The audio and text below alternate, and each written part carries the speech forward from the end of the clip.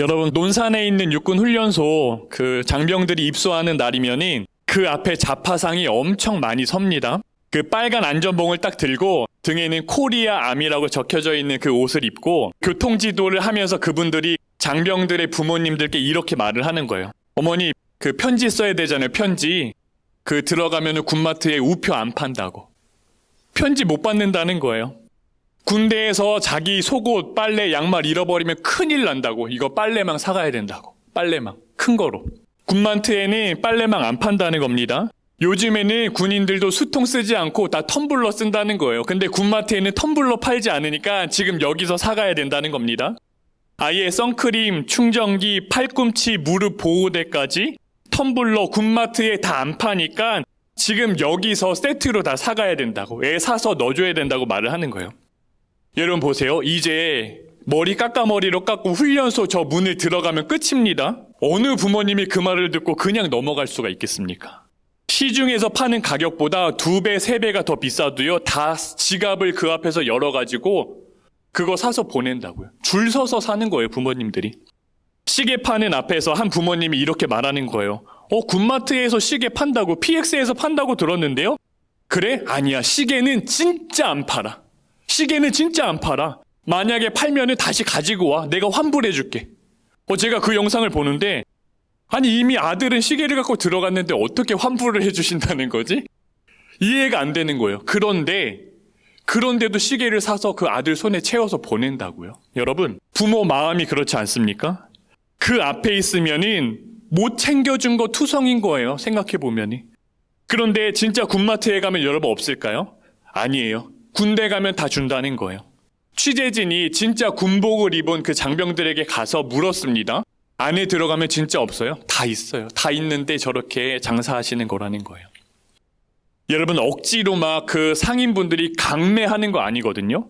딱 한마디 하는 거예요. 훈련소 안에는 없어요. 그러면은 이 한마디의 부모님들이 지갑을 열고 다 사서 보내는 겁니다. 제가 그걸 보면 무슨 생각을 했냐면은 나중에 우리 이루 보낼 때는 혼자 보내야겠다. 집 앞에서 인사하고 다녀와라 해야겠다.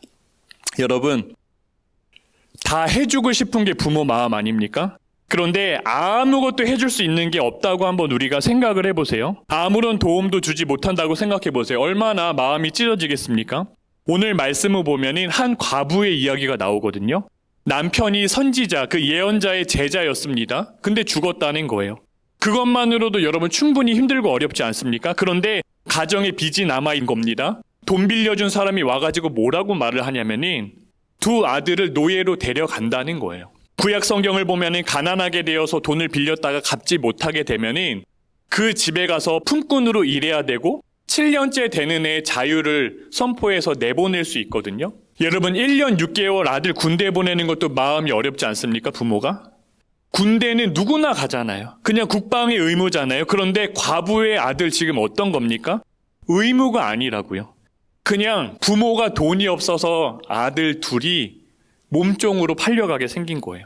훈련소 앞 부모들은 돈이라도 있으니까 그 앞에서 이것저것 사가지고 챙겨 넣어주지 않습니까? 그런데 이 가부는 돈도 없고요. 남편도 없고요. 아무런 방법이 없는 겁니다. 내 아들이 나 때문에 끌려가는데 해줄 수 있는 게 아무것도 없는 거라고요. 여러분, 어머니 심정이 어떻겠습니까? 죽을 만큼 괴롭지 않겠습니까? 그런데 이 어머니가 그 마음을 안고 여러분 오늘 성경을 보면 어디로 갑니까? 하나님의 사람 엘리사에게 가는 거예요. 그리고 부르짖는 겁니다. 그 무너진 마음을 가지고 하나님께 나갔다는 거예요. 그녀의 이야기를 듣고 엘리사가 집에 무엇이 남았느냐고 물어요. 과부가 기름 한 병 말고는 아무것도 제게 있는 게 없습니다 말하거든요. 여러분, 이 대답이 내가 기름은 갖고 있습니다라고 들리세요? 아니면은 저 진짜 아무것도 없어요. 저 100원밖에 없다고요. 이렇게 들립니까? 그냥 아무것도 없다라는 거예요. 그런데 엘리사가 아무것도 없는 사람한테 뭐라고 하죠? 빈 그릇 다 빌려오라는 겁니다. 그것도 되도록이면 많이 빌려오라는 거예요. 그리고 두 아들과 문을 걸어 잠그고 들어가서 기름 한 병 있는 걸 그릇에 계속 부으라고 말하는 겁니다. 채워지는 대로 옮겨놓고 채워지는 대로 옮겨놓으라는 거예요.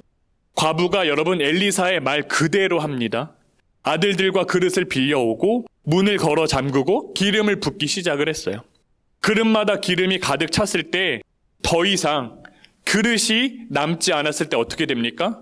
기름병에서 기름이 나오지 않아요. 기름이 마릅니다. 엘리사에게 이 사실을 말하니까 뭐라고 말하죠? 그 기름 다 갖다 팔고 그 빚 다 갚고 아들들과 생활하는 데 쓰세요. 이렇게 말하지 않습니까? 여러분, 너무 유명한 말씀이에요. 여러분, 이 말씀 읽으면 우리가 무슨 생각합니까?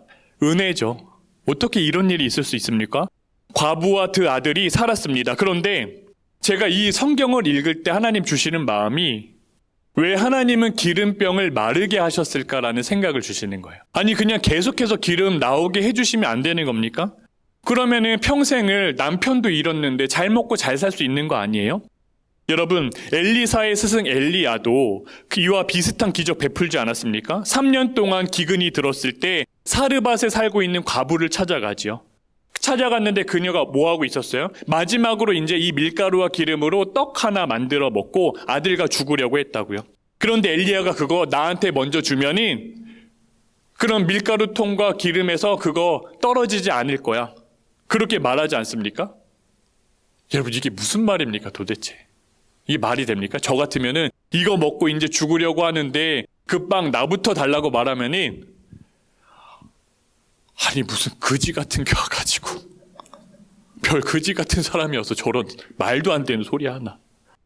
그런데 그 과부가 어떻게 하죠? 진짜 그 말씀대로 순종을 한다고요. 그러니 비가 올 때까지 밀가루 통과 기름에서 그 밀가루가 마르지 않고 계속해서 나오지 않습니까? 그러니 뭡니까? 비가 온 다음에는 밀가루와 기름이 더 이상 나오지 않았다라는 거예요. 여러분, 그릇에 담긴 기름 팔아보니 빚을 다 갚을 수 있었습니다. 사르밧 과부도 여러분, 비 올 때까지 그 3년 반 동안 하나님이 계속 먹이시고 그렇게 채워주신 거잖아요. 여러분, 과부의 남편이 뭐 하던 사람이라고 나옵니까? 예언자의 제자라고 말하거든요. 그러니 지금으로 말하면 전도사 같은 거예요. 전도사. 훈련생인 겁니다. 목회자 훈련생. 그 당시 시대가 어땠습니까? 바알과 아세라 우상이 판을 치던 시대이고 이세벨은 하나님의 선지자들을 잡아다가 죽이던 시대였잖아요. 그러니 성경 그 어려운 시대에 하나님을 섬기겠다고 예언자 하겠다고 훈련생 하겠다고 나온 사람이잖아요. 하나님의 길을 선택한 사람이잖아요. 빚을 지면서까지 가정 형편 어려워지면서까지 하나님 섬기기로 한 거라고요. 그러면 그 기름을 마르게 하시는 것이 아니라 그냥 계속 나오게 해주시면 얼마나 좋습니까? 여러분 한번 생각해 보세요. 돈 떨어지면은 기름 팔아다가 또 생활하면 되는 거고, 성경에 보면 하나님의 선지자 그 100명을 숨겨가지고 물과 떡과 먹을 거 주면서 그렇게 지켰던 국내 대신 이야기도 우리가 나누지 않았습니까? 그러니 기름 팔아가지고 하나님의 일에 쓰면은 얼마나 좋아요. 하나님 섬기는 일에 쓰면. 그런데 왜 하나님은 여러분 보세요. 왜 딱 필요한 만큼만 주시냐고요. 넘치게 주면 이거 정말 안 되는 겁니까? 여러분, 저만 이렇게 생각하는 거예요? 말씀을 묵상하는데 하나님께서 이 마음을 주시는 거예요. 우리는 여러분 문제 해결을 원합니다. 하나님 빚 좀 갚아주세요. 하나님 나 돈 좀 채워주세요. 하나님 나 이 건강 좀 회복시켜주세요. 자녀 제발 취직 좀 되게 해주세요. 합격 좀 하게 해주세요. 내 남편 승진 좀 하게 해주세요. 그런데 하나님은 그런 문제 해결을 원하시는 게 아니라 우리 자신을 원하신다는 거예요. 여러분, 우리 안에 부족함이 없고 가득 채워져 있다라고 한번 생각을 해보세요. 여러분, 우리가 하나님 찾아 나서겠습니까? 힘들다는 거예요. 여러분, 그 이산지를 내게 주소서 찬양 잘 아시죠? 그 찬양을 작곡하신 홍진호 목사님 간증인데요. 이분이 대학교 다닐 때 신학생들이 다 어렵잖아요. 대학교 등록금을 내야 하는데 등록금 118만 원이 없는 겁니다. 오늘이 딱 마감이에요. 그래도 학교에 가서 옷자락이라도 붙잡는 심정으로 간청해 보려고 하는데 목사님께 전화가 온 거예요. 전도사님, 학교 가기 전에 잠깐 들리세요, 교회. 갔더니 목사님이 봉투를 하나 건네주시는 겁니다. 그러면서 뭐라 말씀하시냐면은 새벽에 내가 기도하는데 하나님께서 모아둔 이거를 전도사님께 주라 하시네. 그래서 건네주셨어요. 전도사님이 그 홍진호 목사님이 전도사 시절에 신학생 시절에 그 봉투를 열어보니까 딱 118만 원 들어있다는 거예요. 심지어 나 말고도 내 옆에 사람까지 채워주시는 은혜를 경험하셨다는 겁니다. 대학교 다닐 때 궁핍하잖아요. 전도 여행 가고 싶고 전대 그 수련 받고 싶은데 그 참가비가 없는 겁니다. 참가비. 그 참가비를 놓고 간절히 기도하는데 또 어떤 분을 통해서 재정이 흘러 들어왔어요. 그런데 내게 필요한 것보다 정확하게 2배나 많이 주신 겁니다. 목사님이 함께 이렇게 기도하던 자매에게 그 비용을 흘려보냈다는 거예요. 그런데 그 전도 훈련 중에 그 자매가 나와서 간증하는데 뭐라고 간증을 하냐면이 저도 이 전도 훈련에 너무 참여하고 싶었는데 참가비가 없었다고. 오늘까지 기도해도 안 되면 하나님 나 안 하겠다고 하는데 그렇게 흘려받아지게 된 거예요. 그러니 재정이 필요할 때마다 딱딱 맞게 채워주시는 이러한 경험이 목사님 안에 여러 번 있었다는 겁니다. 일본에서 선교하실 때는 딸 유치원 비용이 없는 거예요. 30만 원인데 이게 이제 수요 예배 시작하기 전에 생각이 난 겁니다. 이거 다음 주까지 내야 하는데. 그러니 수요 예배 때 원망이 되더랍니다. 무슨 생각이 드냐면은 하나님, 아니 진짜 도대체 언제까지 내가 이렇게 살아야 합니까? 그런데 기도하는데 하나님이 무슨 마음 주시냐면은 진호야, 너는 나를 언제쯤이면 완전히 믿어줄 수가 있겠니? 내가 너가 필요한 돈의 10배를 보여주면 나 믿을 수 있겠니? 이상하잖아요. 수요 예배 끝나고 통장을 확인해 봤는데 300만 원이 들어와 있다는 거예요. CCM 저장료가 들어온 겁니다. 보통은 20만 원, 30만 원 들어온대요, 한 달에. 그런데 이번에는 300만 원이 들어온 거예요. 목사님, 사모님이 그동안 필요했던 거 뭐 살까? 우리 오랜만에 우리 바람 쐬고 여행이라도 하고 올까? 이런저런 계획을 세우고 있었다는 거예요. 그렇게 주일에 11조 30만 원 이렇게 하나님께 봉헌해 드리고, 그런데 주일 예배를 마쳤는데 이상한 생각이 드는 겁니다. 무슨 생각이 드냐면은, 아니 왜 하나님은 10배를 주시겠다고 말씀하신 게 아니라 왜 10배를 보여주시겠다고 말씀하셨지? 월요일 아침이 됐는데 저작권협회 간사님께 전화가 오더래요. 여보세요 받았는데, 목사님, 이거 정말 죄송한데 제가 30만 원 보내야 되는데 공 하나를 더 찍었다고. 이거 정말 죄송한데 270만 원 돌려주셔야 되겠다. 이미 11조 30만 원 냈잖아요. 270만 원을 그렇게 돌려보내고 나니까 다시 통장이 빵원이 된 겁니다. 그런데 여러분, 그 빵원이 찍혀있는 통장을 보면서 목사님 부부가 슬프거나 원망이 되지 않더래요. 그냥 서로 마주보면서 막 웃었다는 겁니다. 그냥. 아니 하나님 이거 너무 정확하신 거 아니야? 어떻게 그렇게 마음 주셨던 음성 그대로 그렇게 정확하게 보여주시기만 하나? 그런데 감사하게도 그 주간에 다시 그 10배의 재정을 채워주셔서 목사님, 사모님 계획했던 일을 하나님 안에서 잘 인도함을 받을 수 있었다는 거예요. 그러면서 홍 목사님이 뭐라고 말씀을 하시냐면은 이러한 일들을 통해서 하나님만 의지하도록 계속해서 이끌어 주셨던 것 같습니다라고 고백을 하시는 겁니다. 여러분, 과부의 기름병이 마르지 않았다라면 여러분 어떻게 되었을까요? 아마도 하나님을 찾지 않았을 가능성이 무척이나 큽니다. 여러분 3년 전인가요? 그 미국의 세븐일레븐 편의점 아시죠? 그 슬러시 무제한 행사를 했습니다. 그 슬러시를 한 장 가격에 원하는 자기가 가지고 온 용기에다 다 부어주는 거예요. 사람들이 집에서 이제 제일 큰 그릇을 가지고 와서 막 받아가기 시작을 했습니다. 여러분 나중에는요, 사람들이 뭘 가져오기 시작했는지 아세요? 장난감 통을 가지고 오는 거예요. 아이들 장난감 통을 가지고 와서 받아가고, 어떤 분은 여러분 어항을 가지고 와서 슬러시를 가득 받아가는 겁니다. 여러분 어떤 분은 아기 욕조 있죠, 신생아 욕조, 그 욕조를 가서 받아가는 거예요. 심지어 어떤 분은 옷장에 서랍을 빼와가지고 거기에 담아가는 겁니다. 여러분 우리 안 그럴 것 같죠? 우리 저기 편의점에서 이거 행사한다고 하면 우리 여기 통 찾으라고 난리 날 거예요. 그걸 보는데 야, 사람들이 저러냐? 근데 저도 집에서 큰 통 찾고 있는 거예요. 우리 집에는 무슨 통이 제일 크지? 여러분 사람의 마음이 그렇습니다. 과부의 기름병이 마르지 않으면 여러분 과부가 하나님께 기도할까요? 처음 며칠은 그렇게 감사하겠죠. 그런데 아마 하나님을 찾겠습니까? 아니면 더 큰 통 찾아 나서겠습니까? 더 큰 통 찾아 나선다고요. 여러분 생각해 보세요. 사르밧 과부한테 그 하나님이 창고 가득하게 밀가루를 쌓아주실 수도 있었습니다. 하나님은 다 가능하시잖아요. 3년 동안 그 통에서 마르지 않았잖아요, 밀가루가. 그럼 가능하시죠. 그런데 그렇게 하지 않으셨다는 거예요. 사르밧 과부는 매일 항아리를 뚜껑을 열어봐야 하는 겁니다. 오늘도 설마 있을까? 열어보면 있는 거예요. 내일은요? 내일도 아침에 눈 떠서 내일도 열 때 오늘도 있을까?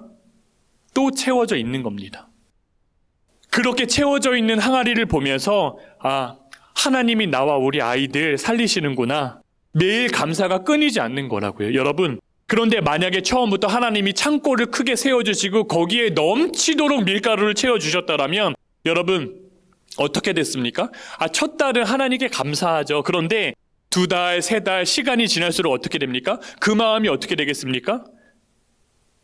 그냥 내 창고에 있는 내 밀가루가 되는 거예요, 여러분. 하나님이 주셨다는 생각조차 나지 않게 되는 겁니다. 여러분 솔직히 우리가 한번 생각해 보세요. 우리도 여러분 공고할 때 그때 하나님께 더 나아가지 않습니까? 문제가 없고 평안할 때 여러분 정말 죄송한 말씀인데 목사인 저도 하나님을 잊을 때가 있다고요. 너무 편하니까. 그런데 여러분 이 일이 하나님께 나온다 나오지 않는다, 예수님과 내가 아는 사이다 그렇지 않다, 뭐 이 정도 이야기에서 끝나는 게 아니라는 겁니다. 예수님의 십자가와 내가 아무런 상관이 없다는 건 여러분 십자가 구원과 내가 아무런 연관 없다는 거예요. 그러니 이게 얼마나 두렵고 무서운 이야기입니까? 그런데 여러분 우리가 이 부분을 살면서 너무 쉽게 놓치고 살아간다는 거예요.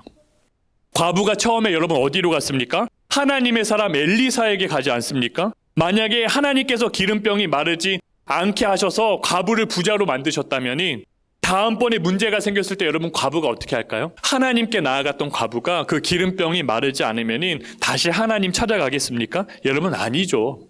못하러 하나님을 찾아가요. 그냥 기름 따라가지고 이거 갖다 팔면 돈 생기는데 그 돈으로 문제 해결하면 되는데 내가 왜 하나님을 찾냐고요. 기름 따르고 있겠죠. 여러분 우리는 그렇게 끝까지 문제 해결만 원한다는 거예요. 빚 갚아달라고, 건강 회복시켜달라고, 좀 나 좀 승진시켜달라고, 자녀 합격해달라고. 그런데 하나님은 끝까지 우리만을 원하시는 거예요. 우리 마음을 원하시는 거라고요. 그러니 여러분 필요한 만큼만 주시는 일이요 하나님의 사랑이라는 겁니다. 왜요? 그러면 우리가 모든 일에 있어서 하나님 앞으로 가는 겁니다. 오늘 주님 안에 내가 살았습니다. 내일은요? 내일도 주님 안에 살아야지. 내일도 주님 안에서 내가 그렇게 살아내야지. 날마다 주님께 나아가게 되는 거라고요. 여러분 그러면 우리의 심령이 일어나는 겁니다. 여러분 말씀을 들으면 이렇게 생각할 수가 있어요. 목사님 나는 한 번도 채워주지 않으시던데요. 내가 더 달라고 한 것도 아니고 진짜 하나님 앞에 딱 필요한 만큼 이 문제 막을 수 있을 것만큼만 이번 한 번만 진짜 딱 도와달라고 하나님 앞에 그렇게 간절히 매달렸는데 하나님은 가만히 계시던데요. 맞아요. 여러분 필요한 만큼 딱딱 이 문제 딱딱 채워주시고 해결해 주시면은 여러분 예수님 믿는 일이 얼마나 신나고 즐겁겠습니까? 그런데 여러분 이게 우리가 오해하시면 안 돼요. 우리는 눈에 보이는 필요만을 생각하게 됩니다. 당연히 필요한 것들 채워져야 하는 게 맞아요. 그런데 하나님은요 우리 안에 하나님이 채워지길 원하시는 겁니다. 여러분 주님이 내 안에 가득 채워지면 우리가 사는 겁니다. 당연히 돈, 건강, 자녀들의 문제가 우리의 생각대로 채워지지 않고 부족하면 힘이 들어요. 마음고생하고 육체적으로도 나가서 일해야 하다니 어렵잖아요. 그런데 그런 중에 하나님이 우리의 심령 가운데 가득 채워져 있으면 우리가 일어날 수 있다는 거예요. 더 이상 그 문제에 넘어지지 않을 수 있게 된다는 겁니다.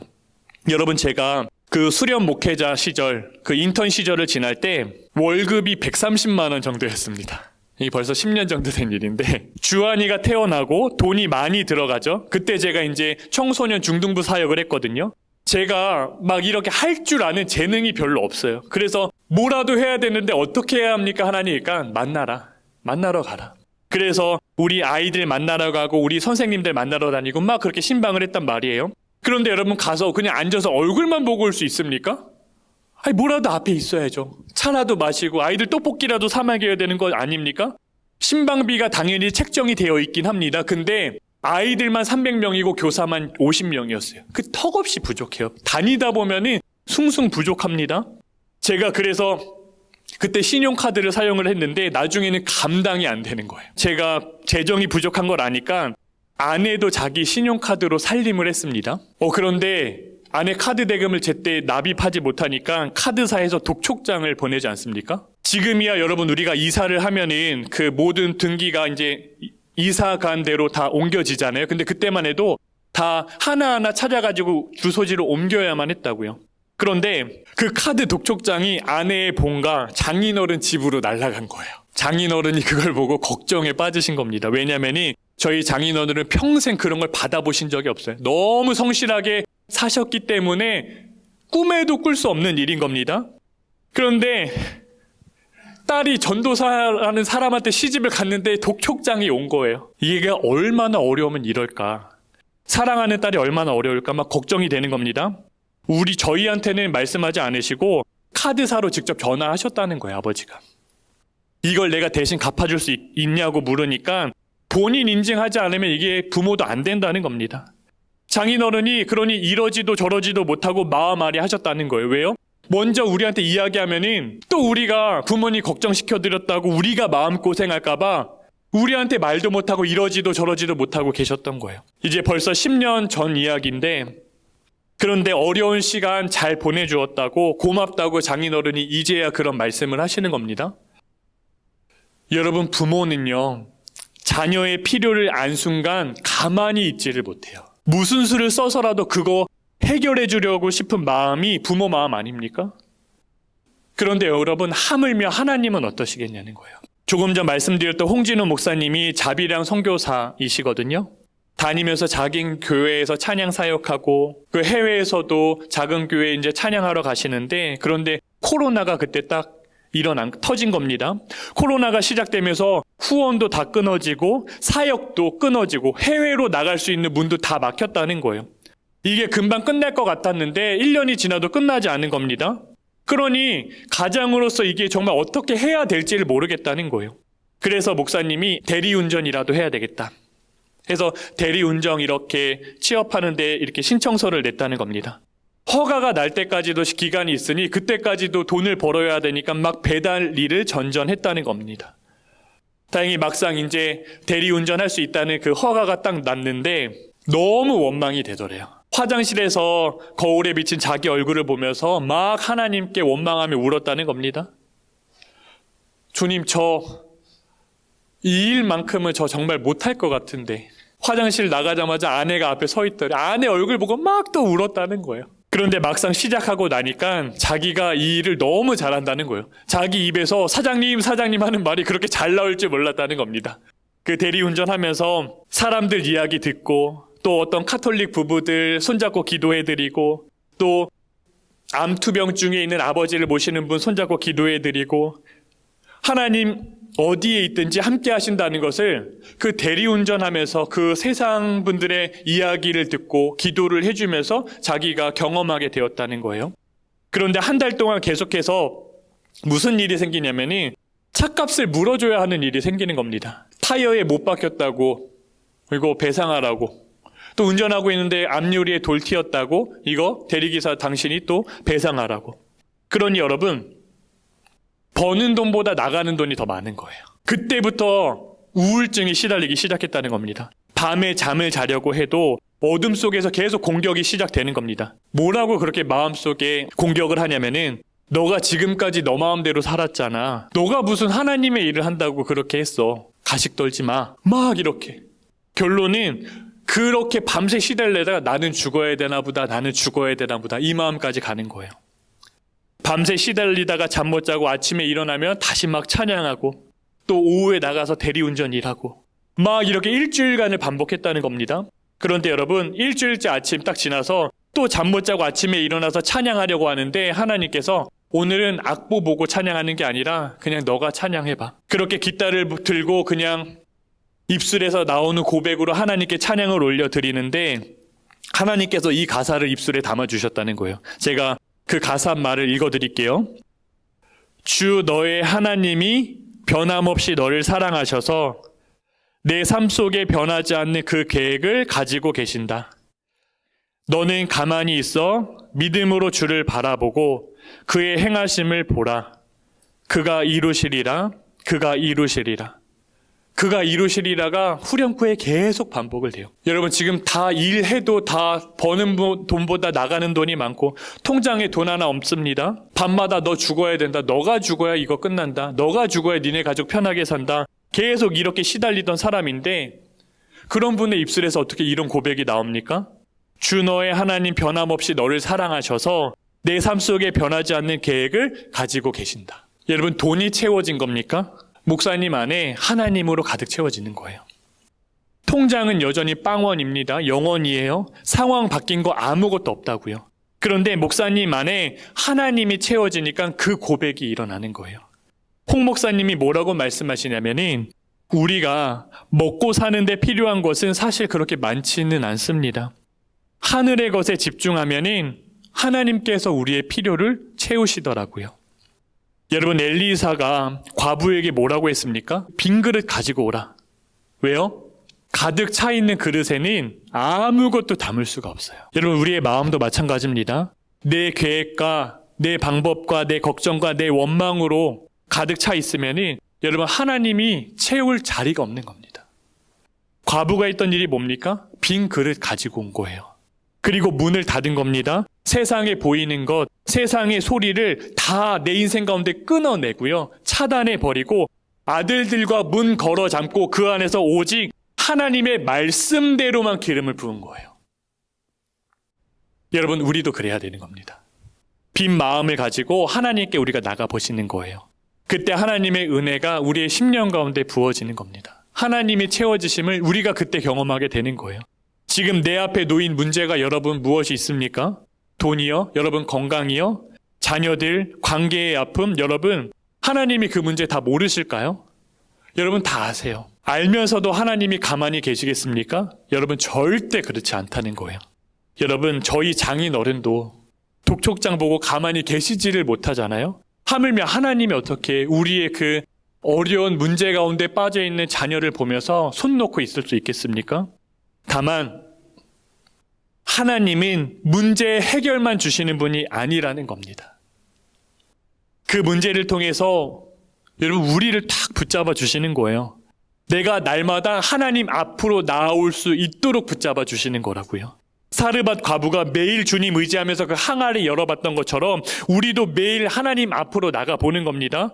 그러면은 오늘도 하나님 채우셨구나. 오늘도 우리 자녀들 함께 하셨구나. 이 고백 나오면은 여러분 우리가 사는 거라고요. 그러니 여러분 빈 마음 가지고 우리가 주님 앞으로 나가는 겁니다. 내 방법 다 내려놓고 내 계획 다 내려놓고 우리가 정말 하나님께 나아가 보시는 거예요. 과부는 기름 한 병밖에 아무것도 없다고, 나 기름 한 병밖에 아무것도 없다고 고백하지 않습니까? 여러분, 우리는요, 이제 우리는 하나님, 저는 주님 한 분밖에 없습니다. 이 고백으로 우리가 날마다 하나님 앞에 서시는 거예요. 그러면 하나님이 여러분 반드시 채우십니다. 어떻게요? 때로는 짜증날 수 있지만 딱 필요한 만큼.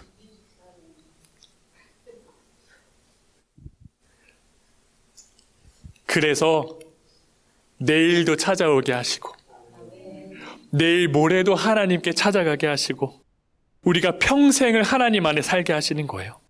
여러분, 날마다 빈 마음으로 우리가 주님 앞에 그렇게 섰을 때 주님의 가득한 사랑과 은혜를 넘치도록 딱 필요한 만큼만 누리시게 되기를 주님의 이름으로 축복을 드립니다.